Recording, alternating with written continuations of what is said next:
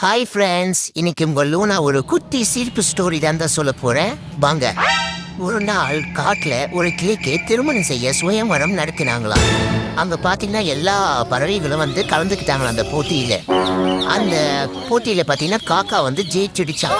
காக்காவுக்கு ரொம்ப மகிழ்ச்சிங்க. காக்காவுக்கு ஒரே குஷி தான் போங்க. அதுக்கப்புறம் பாத்தீங்கன்னா காக்காக்கும் கிளிக்கும் கல்யாணம் ஏற்பாடு பண்ணிட்டாங்க. காக்கா கிளிக்கு தாலி எடுத்து கட்டுறப்போ கல்யாணத்தை நிறுத்துங்கன்னு ஒரு குரல் கேட்டுச்சுங்க. திரும்பி பார்த்தா போலீஸ் காக்காவை அரெஸ்ட் பண்ணிட்டாங்க.